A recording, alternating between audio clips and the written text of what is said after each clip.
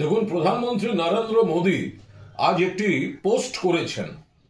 ঠাকুর শ্রী শ্রী রামকৃষ্ণ পরমহংসদেবের জন্মতিথি উপলক্ষে তিনি পোস্ট করে সেটা শুরু হচ্ছে স্বামী রামকৃষ্ণ পরমহংসদেব, অর্থাৎ ঠাকুর শ্রী শ্রী রামকৃষ্ণ দেব বা ঠাকুর শ্রী শ্রী রামকৃষ্ণ পরমহংসদেব, তাকে স্বামী রামকৃষ্ণদেব। আরে রামকৃষ্ণদেবের শিষ্য ছিলেন স্বামী বিবেকানন্দ।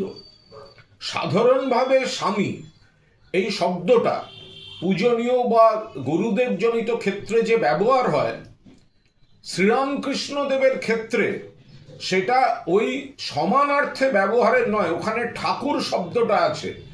বাংলার ঐতিহ্যে ঠাকুর শ্রী শ্রী রামকৃষ্ণ পরমহংসদেব, তার বদলে নরেন্দ্র মোদীজি তার পোস্টে লিখছেন স্বামী শ্রীরামকৃষ্ণদেব।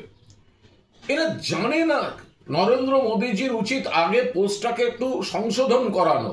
তার যারা রিসার্চ করে, তার যারা পোস্ট লিখে দেয়, তারা যারা টেলিপ্রম্পটারের ভাষণ লিখে দেয়, এর আগে বঙ্কিম দা বলে বসেছিলেন ঋষি বঙ্কিমচন্দ্র চট্টোপাধ্যায়কে, বিজেপির এক সেখানে বলে বসলেন রবীন্দ্রনাথ সান্যাল, একজন আবার বলে বসছেন রাজা রামমোহন রায় ব্রিটিশের দালাল ছিলেন। বাংলাকে অপমান করা, বাংলার মনীষীদের সম্পর্কে কোন শব্দটা মাস্টারদা সূর্য সেন, মাস্টার সূর্য সেন, ওখানে দাদাটা যে কোন সম্মানের সেটা এরা বোঝেন না। এবার এই ঠাকুর শ্রী শ্রী রামকৃষ্ণদেব বলতে গেলে ওনারা আবার গুলিয়ে ফেলবেন ঠাকুর মানে আবার রবীন্দ্রনাথ ঠাকুরের সঙ্গে গুলিয়ে না ফেলেন। কিন্তু এটা অবিলম্বে ওনার উচিত সংশোধন করা।